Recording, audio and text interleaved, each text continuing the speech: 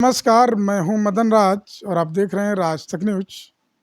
बता दूं कि मैं इस समय श्रेय भारतीय समाज पार्टी के केंद्रीय कार्यालय पर हूं और हमारे साथ हैं राकेश कुमार गोंड साहब। राकेश कुमार गोंड एक सक्रिय कार्यकर्ता हैं और जमीनी नेता कहे जाते हैं और ओम प्रकाश राजभर जी की जैसे ही हुक्म होगी इनको, यानी प्रदेश की किसी भी कोने में इनको जाने में देर नहीं लगती है। और एक गोंड समाज से आते हैं और गोंड समाज की बहुत पुरजोर तरीके से पैरवी भी करते हैं और उनकी बातें रखते भी हैं मंत्री जी के साथ। तो पूछते हैं इन्हीं से कि राकेश जी, राज तक न्यूज चैनल में आपका स्वागत है। मदन जी, आपका भी स्वागत है। और सबसे बड़ी चीज़ तो हम अपने सुहेल भारतीय समाज पार्टी के सभी कार्यकर्ता को मैं होली का मुबारक देना है और आपको भी होली का शुभकामनाएं देते हुए। चलिए ठीक है, राज तक न्यूज चैनल की तरफ से भी आपको होली की शुभकामनाएं। राकेश जी, हमारा सवाल है कि आप गोंड समाज का पुरतोड़ तरीके से बात रखते हैं, तो उनका समस्या का समाधान हुआ अब तक, जो सर्टिफिकेट की बात थी? देखिए, माननीय मंत्री हमारे राष्ट्रीय अध्यक्ष जी हैं साहब, मुझे पूरे उत्तर प्रदेश का अनुसूचित जनजाति आदिवासी प्रकोष्ठ का उत्तर प्रदेश का मुझे कमान दी है। मैं प्रदेश अध्यक्ष हूँ और गोंड नहीं, गोंड, खरवार, चेरा, बैगा, पनिका, कोल भी जो भी आते हैं एसटी समाज में, हम सबकी बात रखते हैं।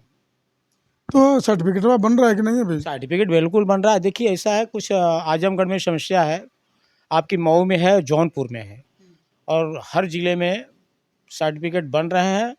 और थोड़ा सा लापरवाही है लोगों का, जो हमारे माननीय मंत्री जी ने सदन में 1 हफ्ता 10 दिन पहले आपने देखा होगा कि सदन में माननीय मंत्री जी ने खड़े होकर के गोंड और खरवार का जो लेखपाल है, थोड़ा आना काना करते हैं सब।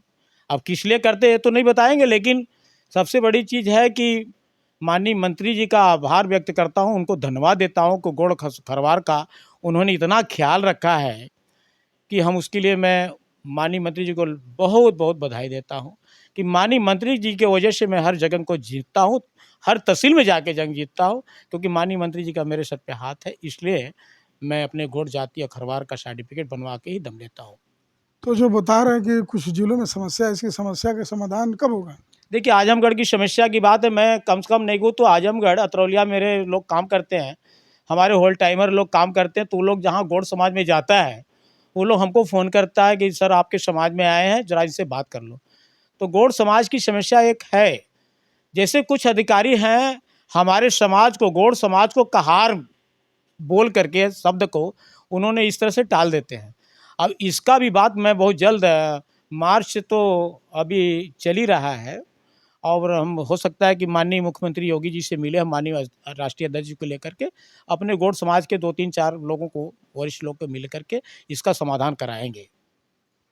राकेश जी, मेरा सवाल अगला है कि उमापति राजभर जी के मैं घर गया था, उनके ऊपर जो अत्याचार जिस तरह से भी कहा जाए आप लोग की भाषा में, तो क्या यही सम्मान है कि आज तक उनका घर नहीं बना है? देखिए, उमापति राजभर हमारे सुहेल भारतीय समाज पार्टी के बहुत अच्छे कार्यकर्ता हैं। अच्छे कार्यकर्ता के नाते अब थोड़ा सा उनके साथ बदतमीजी कुछ स्टूडेंटों ने कह दिया और हमारे माननीय मंत्री जी और हमारे राष्ट्रीय प्रमुख महासचिव डॉक्टर अरविंद राजभर, पूर्व राज्य मंत्री जी ने, और माननीय हमारे अरुण राजभर राष्ट्रीय प्रवक्ता जो हैं, हम लोग इतना तो कर ही दिए कि हमारे जो छोटे छोटे कार्यकर्ताओं के ऊपर अगर कोई आंख अगर दिखा देगा ना, तो हम लोग उसको सीधे सीधे वो काम करने लायक नहीं रह जाएगा और वो अपने घर बैठ करके देखेगा। देखिए, अभी उमापति वाले में काम पे देखिए ना, उनका पूरा थाना सस्पेंड, स्टोनो सस्पेंड हुआ ना। और 7 तारीख अगर नहीं होता तो हम लोग पूरे लोग 7 तारीख को एकदम आह्वान किए थे, पूरे उत्तर प्रदेश के कार्यकर्ता नहीं बल्कि महाराष्ट्र, उत्तर प्रदेश, बिहार, एमपी, आपका पंजाब, राजस्थान में सभी कार्यकर्ता हम लोग बैठ जाते। ये नहीं उत्तर प्रदेश, सभी पूरी इंडिया के अंदर जब हमारा पार्टी संगठन काम कर रहा है, उस संगठन के लोग बैठ जाते। कुछ लोग तो बोले थे नेताजी डर गए मुख्यमंत्री जी से कि आप अपने ही सरकार के खिलाफ कैसे धरना पर बैठेंगे। अरे बाप, हमारे नेताजी तो यही तो कहानी है, संदर्भ 17 भी देखे होंगे।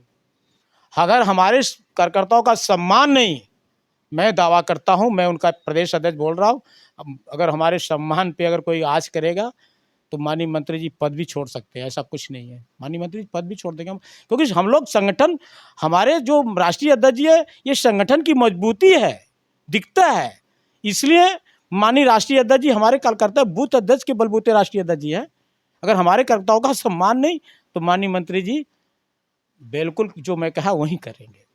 तो अभी जो दयाशंकर सिंह परिवहन मंत्री जी बोले थे कि प्रशासन के ऊपर जो हाथ उठाएगा आप तो समझेंगे, क्या बोले? देखिए हम लोग छोटे छोटे जाति के लोग हैं, चाहे वो नाई हो, धोबी हो, गोड़ हो, धरकार हो, बासपोर हो, बनवासी हो, बिंद हो, मलाह हो, प्रजापति हो, राजभर क्यों ना हो, हम छोटे जाति के लोग हैं। अगर हमारे ऊपर इन सभी जाति के ऊपर जुल्म होगा तो माननीय मंत्री जी आवाज़ जरूर उठाएंगे, इसमें कोई दो राय नहीं है। सत्ता का प्रभुत्व हमारे पास माननीय राष्ट्रीय अध्यक्ष जी के पास है नहीं कि हम सत्ता की मलाई चाखे हमारे कार्यकर्ता को कोई अगर एक उंगली दिखाए। इसलिए माननीय मंत्री जी ने इस तरह से बात रखा और तुरंत कार्रवाई हुई और सारे लोग सस्पेंड। अब जहाँ परिवहन मंत्री की बात आपने कहा कि आँख निकालने की बात, तो उनका कलेजा निकालने की यही बात पूछ रहे हैं ना, तो भाई उनका स्टेटमेंट था और मेरा स्टेटमेंट ही है। और राकेश, हमारा सवाल है कि उमापति राजभर जी का इतने साल पुराने पार्टी में हैं, पुराने हैं, लेकिन उनका घर सही से बना नहीं है। बहुत लोग बोल रहे थे कि बस झंडा ढोते हैं, डंडा ढोते हैं, मंत्री जी जिंदाबाद, मंत्री जी जिंदाबाद, बस।